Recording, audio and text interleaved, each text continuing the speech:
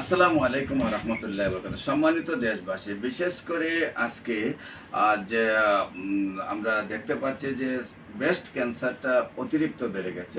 মেয়েদের ব্রেস্ট বাঁধা রাখার কারণে এবং সেইটা প্রচুর পরিমাণে এখানে ঘামার কারণে এখানে স্কিন ডিজিজ তৈরি হয়ে যায়। অনেক সময় মাংসপিণ্ড বেড়ে যায়।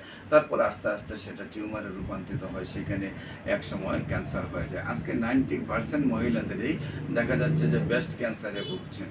আর বিশেষ করে 100 জন ক্যান্সার রোগী পাইলে মহিলাদের মধ্যে 90 জনই পাওয়া যায় ব্রেস্ট ক্যান্সার। সেখানে আমি বলবো যে আপনার শারীরিক যে কোনো সমস্যার পরিবর্তন দেখার সাথে সাথেই আপনি একজন বিশেষজ্ঞ ডাক্তারের সাথে যোগাযোগ করেন, গাইনি বিশেষজ্ঞ ডাক্তারের সাথে যোগাযোগ করেন, বা যে এইসব বিষয়ে যারা বুঝেন ভালো তাদের সাথে যোগাযোগ করেন, তাহলে আপনার বড় ধরনের বিপদ ঘটবে না। আপনারা জানেন সাধারণত একটা টিউমারের উপরে বা স্কিন ডিজিজের উপরে বা আঘাতের উপরে ভর করে অধিকাংশ ক্যান্সারগুলো চলে আসে। সেইখানে আপনার যাতে স্তন ক্যান্সারে না ভুগতে হয়, এবং স্তন ক্যান্সার হলে আপনারা জানেন যে ব্রেস্ট কেটে ফেলে দেওয়া হয়।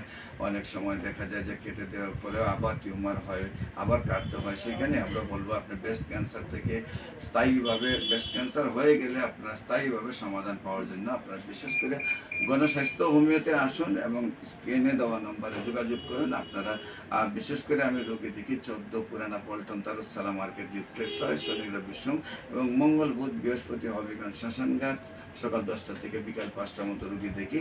আপনাদের ব্রেস্টের যে কোনো সমস্যা সহ ব্রেস্টে ক্যান্সার হলে আপনারা গণস্বাস্থ্য হোমিওতে আসার পরামর্শ দিচ্ছি। বিশেষ করে আমার সাথে যোগাযোগের জন্য স্ক্রিনে দেওয়া নম্বরে যোগাযোগ করুন। সবাইকে ধন্যবাদ। আসসালামু আলাইকুম ওয়া রাহমাতুল্লাহি ওয়া বারাকাতুহু।